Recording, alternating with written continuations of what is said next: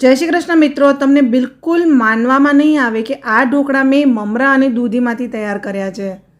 कोईपण प्रकारनी दाळ के चोखा पलाळवानी झंझट वगर इन्स्टंटली आ रीते लचेला, पोचा अने जाळीदार ढोकळा फटाफट फक्त 15 मिनिटमां ज तमे तैयार करी शको छो। आना माटे कोईपण प्रकारनुं प्रीमिक्स बनाववानी जरूर पण नथी अने बजारमांथी कोई प्रीमिक्स लाववानी जरूर पण नथी। अने आ ढोकळा लसणनी લીલી ચટણી અને ટોમેટો કેચઅપ સાથે બહુ જ સ્વાદિષ્ટ લાગે છે અને જ્યારે ઈચ્છા થાય ત્યારે તમે તેને બનાવી શકો છો। એટલે કે સવારે નાસ્તામાં પણ બનાવી શકાય અને સાંજે ચા સમયે જો નાની મોટી ભૂખ લાગી હોય તો તે સમયે પણ બનાવી શકાય છે। તો ફ્રેન્ડ્સ, મમરા અને નવા ઢોકળા જો તમને પસંદ આવે તો વિડીયોને લાઇક કરજો, તમારા ફ્રેન્ડ્સ અને ફેમિલી મેમ્બર સાથે શેર કરજો અને આવા બીજા નવા વિડીયોઝ જોવા માટે ચેનલને સબસ્ક્રાઇબ કરી બાજુમાં આપેલું બેલ આઇકન પ્રેસ કરી ઓલ નોટિફિકેશન પ્રેસ કરજો। तो सौप्रथम मैं अहींया 2 कप जेटला ममरा लीधा छे अने आ ममराने आपणे पाणीथी पलाळवाना छे जेथी करीने थोड़ाक धोवाई पण जाय अने ममरा थोड़ाक सॉफ्ट पण थई जाय।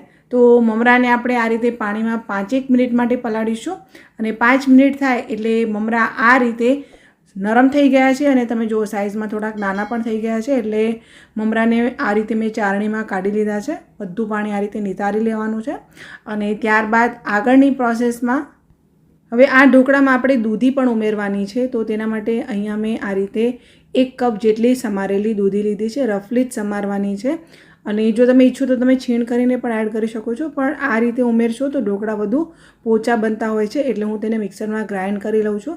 સાથે સાથે આ જે મમરા મેં પલાળી અને પાણી કાઢીને રાખ્યા હતા તે મમરા પણ ઉમેર્યા છે। 1 ઇંચ આદુનો ટુકડો આ રીતે સમારીને ઉમેર્યો છે અને 3 થી 4 લીલા મરચાં મેં તેમાં એડ કરી લીધા છે। ત્યારબાદ હું તેની અંદર આ રીતે 1 કપ જેટલું થોડુંક ખાટું એવું દહીં ઉમેરી રહી છું, કારણ કે આપણે ઇન્સ્ટન્ટ ઢોકળા બનાવવાના છે અને ઢોકળા થોડા ખાટા હોય તો વધુ સ્વાદિષ્ટ બનતા હોય છે એટલે ખાટા દહીંનો ઉપયોગ કરવાનો।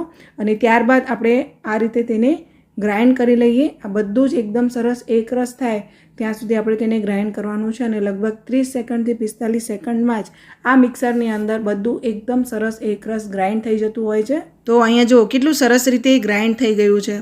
તો ફ્રેન્ડ્સ, અગારોનું આ કમર્શિયલ મિક્સર ગ્રાઇન્ડર જે તમારે પરચેસ કરવું હોય તો તેની લિંક મેં ડિસ્ક્રિપ્શનમાં આપેલી છે, તમે ત્યાંથી જઈને પરચેસ કરી શકો છો।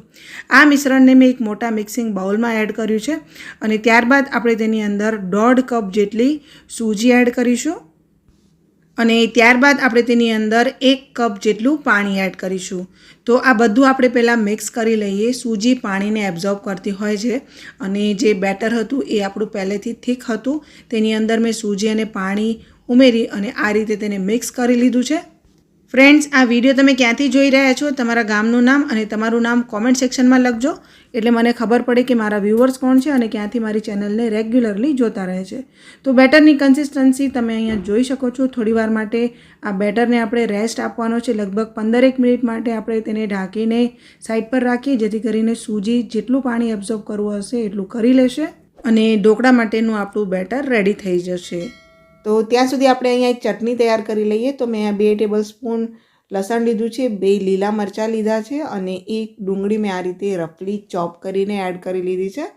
ત્યારબાદ અહીંયા હું 4 ટેબલ સ્પૂન એટલે કે 1/4 કપ જેટલા શેકેલા ચણા એડ કરી રહી છું। આનાથી ચટણીનો કલર પણ સરસ આવશે અને ચટણી એકદમ થીક બનશે।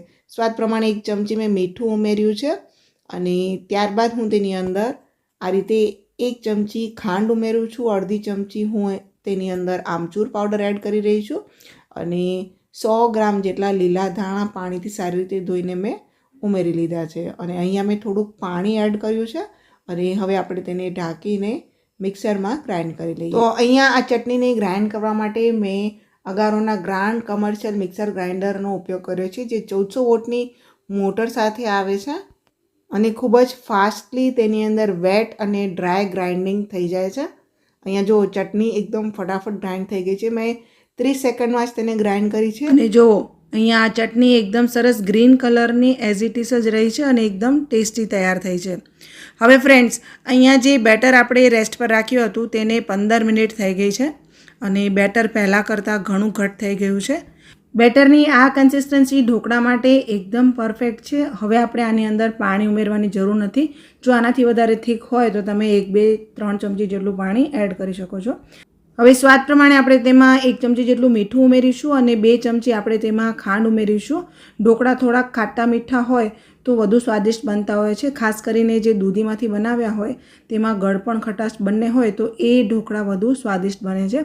એટલે મેં 2 ચમચી ખાંડ એડ કરી અને આ પણ મેં સારી રીતે મિક્સ કરી લીધું છે. અને હવે આ બેટરના આપણે 2 એક સરખા ભાગ કરવાના છે, કારણ કે જ્યારે આપણે ઢોકળાને સ્ટીમરમાં સ્ટીમ કરવા મૂકીએ એ સમયે જ આપણે તેમાં ઈનો કે સોડા એડ કરવાના હોય. એટલા માટે અહીંયા 2 ભાગ કર્યા છે. એક ભાગને હું અત્યારે સાઈડ પર મૂકી અને ઢાંકીને રાખું છું અને બીજા બેટરના ભાગમાં હું અત્યારે આ રીતે 1 પેકેટ ઈનો એડ કરું છું અને ઉપરથી અડધા લીંબુનો રસ ઉમેરું છું. આ ટ્રીકથી તમારા ઢોકળા બહુ જ સોફ્ટ, બહુ જ જાળીદાર અને એકદમ સ્પોન્જી બનતા હોય છે. તો ઈનો અથવા સોડા તમે ઉમેરી અને તેની ઉપર લીંબુનો રસ ઉમેરી અને ઢોકળા બનાવજો. ઢોકળા બહુ જ સરસ બનશે. તો અહીંયા જો ઈનો અને લીંબુનો રસ મેં સરસ મિક્સ કર્યો છે અને ત્યારબાદ જે પ્લેટમાં આપણે ઢોકળાને સ્ટીમ કરવાના છે એ પ્લેટને આપણે પહેલાં ઓઇલથી આ રીતે ગ્રીસ કરી લઈએ અને ત્યારબાદ જે બેટરની અંદર આપણે ઈનો એડ કર્યો હતો એ બેટર આપણે આ થાળીમાં ઉમેરવાનું છે. તો અહીંયા જો થાળીમાં બેટર એક સરખું મેં પાથરી લીધું છે અને હવે ઉપરથી લાલ મરચાંનો પાવડર આપણે સ્પ્રિંકલ કરીશું. એટલે એ ઢોકળા દેખાવમાં પણ ખૂબ જ સરસ લાગશે અને એકદમ લાઈવ ઢોકળા જેવા જ આ ઢોકળા તૈયાર થશે.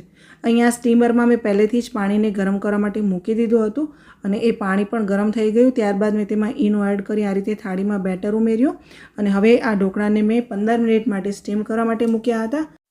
15 મિનિટ થાય એટલે આપણે તેને આ રીતે ખોલીને ચેક કરી લઈશું અને ઢોકળા આપણા એકદમ સરસ સ્ટીમ થઈ ગયા છે, જોઈ શકાય છે. મેં ટૂથપીક નાખીને પણ તેને ચેક કરી લીધું છે.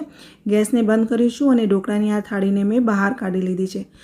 હવે અહીંયા જો તમારે તેને લાઈવ ઢોકળાની જેમ સર્વ કરવું હોય તો ઉપરથી કાચું સિંગ તેલ ઉમેરી અને કટ કરી અને ગરમા ગરમ તમે તેને સર્વ કરી શકો છો. બટ હું આ ઢોકળાનો વઘાર કરવાની છું, એટલે આ ઢોકળા થોડાક ઠંડા થાય ત્યારબાદ આપણે તેને કટ લગાવવાના છે. ઢોકળાના જે પીસ છે એ તમે તમારી ચોઈસ પ્રમાણે કટ કરી શકો છો. ટ્રાયંગલ શેપમાં પણ કટ કરી શકાય, રેક્ટેંગલ શેપમાં પણ કટ કરી શકાય. હું અહીંયા સ્ક્વેર પીસીસમાં જ તેને કટ કરી લઉં છું. હવે ત્યારબાદ અહીંયા આપણે વઘારણીમાં આ રીતે 2 ટેબલસ્પૂન જેટલું તેલ ગરમ કરવા માટે મૂકીએ. તેલ ગરમ થાય એટલે આપણે તેની અંદર અડધી ચમચી રાઈ એડ કરીશું. ત્યારબાદ વઘાર માટે આપણે અહીંયા 2 લીલા મરચાં ઉમેરીશું અને થોડાક મીઠા લીમડાના પાન એડ કરીશું અને ત્યારબાદ આપણે અહીંયા 1 ચમચી જેટલા સફેદ તલ એડ કરીશું અને આ વઘારને આપણે ઢોકળા ઉપર આ રીતે સ્પ્રેડ કરીને ઉમેરી લેવાનું છે. ત્યારબાદ ચમચીની મદદથી આ વઘારને હું બધી બાજુ એક સરખું સ્પ્રેડ કરી લઉં છું. ફ્રેન્ડ્સ, મને ખબર જ છે કે આ ઢોકળાની રેસીપી તમને 100% પસંદ આવશે અને પસંદ આવી હોય તો વિડીયોને લાઇક કરવાનું ભૂલતા નહીં. અત્યારે જ એક લાઇક આપી દેજો અને તમારા ફ્રેન્ડ્સ ફેમિલી મેમ્બર સાથે શેર કરી લેજો. થોડાક લીલા ધાણા ઉમેરી મેં આ રીતે ઢોકળાને પ્લેટમાંથી કાઢી અને સર્વ કરી લીધા છે. ગરમા ગરમ આ ઢોકળા લીલી ચટણી અને ટોમેટો કેચઅપ સાથે બહુ જ સ્વાદિષ્ટ લાગે છે, એટલે એક વખત ટ્રાય કરજો. અને તમને આ નવા દૂધી મમરાના ઢોકળાની રેસીપી કેવી લાગી મને કોમેન્ટ સેક્શનમાં લખીને જણાવજો.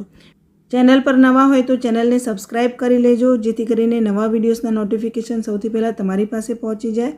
અને આ વિડીયો જો તમે મારા ફેસબુક પેજ પર જોઈ રહ્યા છો તો મારા ફેસબુક પેજને પણ ફોલો કરી બાજુમાં આપેલું બેલ આઇકન પ્રેસ કરી ઓલ નોટિફિકેશન પ્રેસ કરજો.